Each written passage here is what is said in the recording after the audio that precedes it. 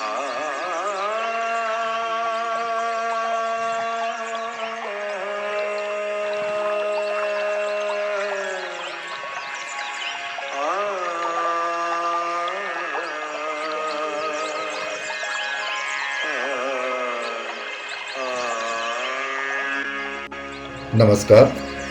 सर्वांचं स्वागत.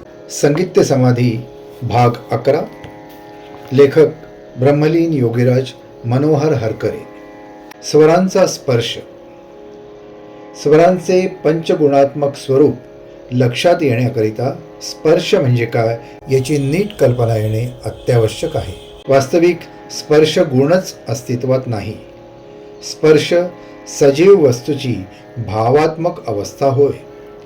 आपण ज्या वेळेस टेबलाला स्पर्श करतो त्यावेळेस आपला हात टेबलाला मुळीच लागत नाही. आपल्या हातातील पेशीत अनेक परमाणू आहेत, तसेच ते टेबलातही आहेत. त्या परमाणूत अनेक ओतप्रोत आहेत. हे ओतप्रोत प्रकाश वेगाने गरगर फिरत असतात. शिवाय ते एकमेकांचे कधीच जवळ येत नाहीत. त्यांचे एकमेकांशी संलग्न होणे म्हणजे हा दूरी भाव कायम ठेवूनच होय. रसायनशास्त्रातील साऱ्या रासायनिक प्रक्रिया याच सामान्य अंतराने म्हणजे रिस्पेक्टेबल डिस्टन्स होत असतात.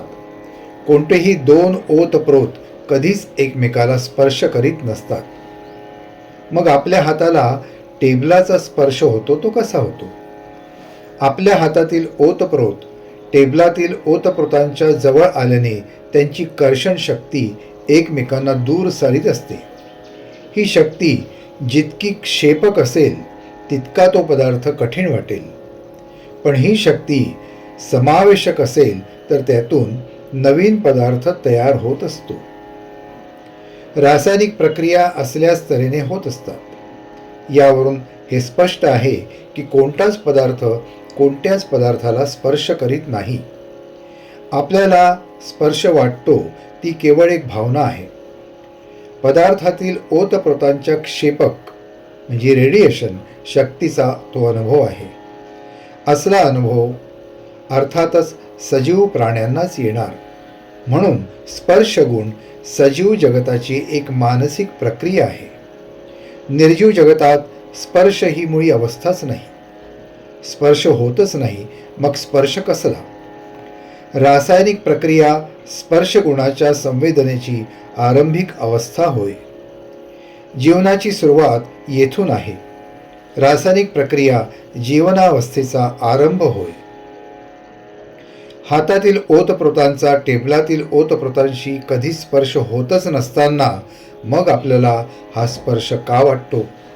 तर आपल्या हातात आणि सर्व शरीर उपकरणातून जिवंतपणाची जाणीव देणारा जीवात्मा त्यातून सतत नटत असतो. म्हणून शरीरात जीवात्मा आहे तोपर्यंतच सारा स्पर्शाचा खेळ.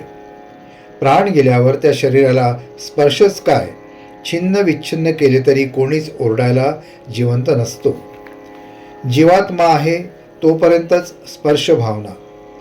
ज्या प्रकाशवेगाच्या घडामोडीतून हे शरीर उत्पन्न झाले त्या शरीराचे घडामोडीवर नियंत्रण ठेवणारा व शरीर बेकाम झाल्यावर ते येथेच टाकून त्या वेगळा होणारा जीवात्मा त्या शरीर वेगाच्या म्हणजेच प्रकाश वेगाचे वर असला पाहिजे हे उघड आहे.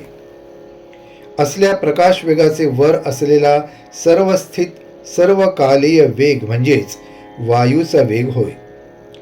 वायूचा असला सर्वस्थित वेग प्रकाशाला कसा प्राप्त होणार? कारण प्रकाशाचा वेग दर क्षणाला 1,86,000 मैल असतो. सूर्यावरून पृथ्वीवर प्रकाश येण्यास साधारणतः 8 मिनिटे लागतात. म्हणजे सूर्यावरील घडामोड पृथ्वीवर कळण्यास कमीत कमी 8 मिनिटे लागतील. पण वायुतत्वाच्या घडामोडी सर्वस्थित असल्याने सूर्यावर काही घडामोड झाल्यास त्याची दखल पृथ्वीवर तात्काळ व्हावयास हवी. कारण वायुतत्वाला कंपन आहे, आवेग आहे, पण वेग नाही. असल्या वायुतत्वातील घटनाप्राप्तीतून तयार झालेला जीवात्माच स्पर्शाचे ज्ञान करू शकतो. एरवी पदार्थाला स्पर्शच नाही. म्हणून जोपर्यंत आजचे विज्ञान प्रकाश वेगाचे वर जाऊ शकत नाही तोपर्यंत वैज्ञानिक उपकरणातून किंवा उपकरणावर स्पर्श मात्रा उत्पन्नच होऊ शकणार नाही. गांधारग्राम. तीच कथा गंधगुणाची. वायुतत्वाचा स्पर्शगुण अतिशय सूक्ष्मगतिक म्हणून तो अजून आमच्या आवाक्यात येत नाही. तर पृथ्वी तत्वाचा गंधगुण अतिशय जडगतिक म्हणून तोही आम्हाला गवसू शकत नाही. अतिसूक्ष्म म्हणून स्पर्श प्राप्त होत नाही, तर अति जड म्हणून गंध दरवळू शकत नाही. एकंदरीत काय, तर अति सर्वत्र वर्जयेत. आम्ही मानव मर्यादित शक्तीचे असल्यामुळे आमच्या मर्यादित कुवतीतील ज्ञान आम्हाला प्राप्त होणार. त्यावरील वा त्याखालील मात्रांचे ज्ञान असूनही आम्हाला प्राप्त होणार नाही. म्हणूनच योग भाषेत मानवांना क्षिप्त असे म्हटले आहे. सर्वात खालची मात्रा ज्ञान अवस्था म्हणजे मूढ अवस्था होय. नंतरची क्षिप्त म्हणजे मर्यादित शक्तीची. त्यानंतरची साधकांची अवस्था म्हणजे विक्षिप्त अवस्था होय. म्हणूनच आमच्यासारखा जो वागत नाही त्याला आम्ही विक्षिप्तात काढीत असतो. मात्र आम्ही त्या विक्षिप्तापेक्षा खालच्या अवस्थेत असतो. त्यानंतरची अवस्था म्हणजे एकाग्र अवस्था होय. गांधारग्राम वा गंधर्वांची अवस्था हीच होय. या एकाग्र अवस्था सतत टिकविता आल्यास साधक स्वरांचे पंचगुणात्मक अनुभव घेऊ शकतो व स्वर सामर्थ्याने श्रोत्यांना देऊ शकतो. पण ही अवस्था फार थोड्यांच्या वाट्यास येते. विक्षिप्त अवस्थाच फार थोडे अनुभवू शकतात. वस्तुलाभ या गांधार अवस्थेतील गंधर्व नगरीत होऊ शकतात. ती गंधर्व अवस्था म्हणजे एकाग्र अवस्था होय. शेवटची अवस्था म्हणजे निरोध अवस्था होय. चित्ताची ही निरोध अवस्था साधकाला देवता बनविते. याच निरोध अवस्थेतील ग्राम देवतांसह स्वर्गात जाऊन लोक पावला असे असल्यास नवल नाही. चित्रपटात वैज्ञानिकांना अजून गंधगुण आणता आला नाही, कारण चित्रपटात सारा व्यवहार प्रकाशाचे द्वारी असतो. प्रकाशाच्या लहरींना गंधगुणांच्या लहरी इतके जड करता येत नाही. म्हणून आज मितीस चित्रपटसृष्टीत गंध दरवळू शकला नाही. गायनातील व्यवहार आकाशाच्या शब्दगुणाचे द्वारे चालतो. आकाशाचा शब्दगुण पृथ्वी तत्वाच्या गंधगुणापर्यंत जड करणे आणखीच कठीण आहे. पण आकाश व पृथ्वी तत्व ही तत्ववर्तुळातील दोन विरुद्ध टोके असल्याने निकटच आहेत. म्हणून शब्दगुणाचे द्वारे गंधगुणाला प्रकट करता येते. म्हणून भारतीय संगीतातील गानरचनेत शब्दाला स्पर्श अनुभवता येतो. श्रीकृष्णाशी रास क्रीडा, देवदेवतांचे व रागरागिण्यांचे स्पर्श सान्निध्य हा त्यातीलच एक प्रत्यय होय. या कविकल्पना नसून प्रत्यक्ष अनुभव आहे. त्या योग्य आचार उच्चार मात्र हवे. या दिव्य स्पर्श अवस्थेचा आजही अनुभव घेता येईल. पाश्चात्यांनी स्वतःच्या श्रमचिकाटीने स्वरांना त्रिगुणात्मक मात्रा अवस्थेत आणून सोडले आहे, तर आम्हा भारतीयांनी स्वतःच्या प्राचीन संगीताला पंचगुणात्मक अवस्थेतून घसरवीत त्रिगुणात्मक नव्हे तर केवळ श्रवण गुणात्मक अवस्थेपर्यंत आणून सोडले आहे. केवढा हा पराक्रम! योग्य प्रयत्न केल्यास स्वरांचे पंचगुणात्मक स्वरूप व अनुभव आजही प्राप्त होऊ शकतात.